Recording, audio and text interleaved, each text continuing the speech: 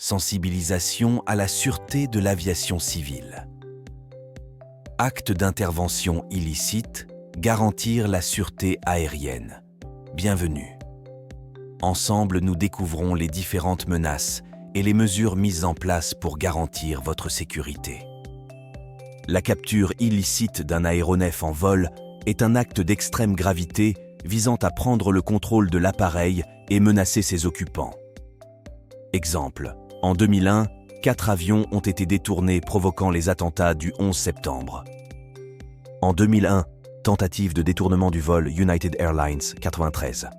En 2008, détournement du vol Air France 134 vers Mogadiscio.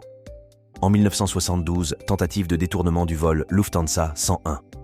En 1985, détournement du vol TWA 847 qui a duré 17 jours et impliqué la prise d'otage de plus de 160 personnes. Conseils et bonnes pratiques. Soyez attentifs à votre entourage. Soyez vigilants face à des comportements suspects. Signalez immédiatement tout comportement inhabituel. Restez calme et coopérez avec les instructions des autorités. Capture illicite d'un aéronef au sol. La capture illicite d'un aéronef au sol vise à s'emparer de l'appareil avant son décollage ou à le saboter. Exemple concret. En 2016, une attaque à l'arme automatique a eu lieu à l'aéroport d'Istanbul. En 2016, l'attaque de l'aéroport de Bruxelles, où des kamikazes ont déclenché des explosions et ouvert le feu, faisant 32 morts et plus de 300 blessés.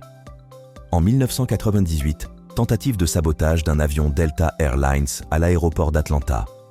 En 1988, attaque du vol 103 Panam à l'aéroport de Lockerbie.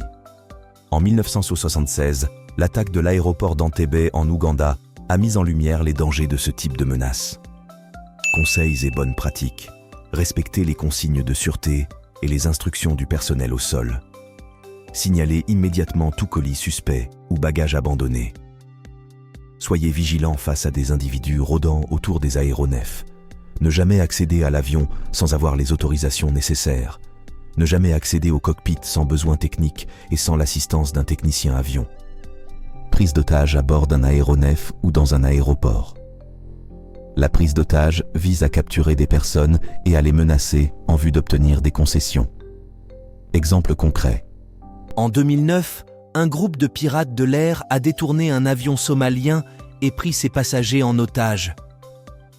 En 2000, des rebelles tchétchènes ont pris le contrôle de l'aéroport de Mineralny Vody en Russie et retenu des centaines d'otages.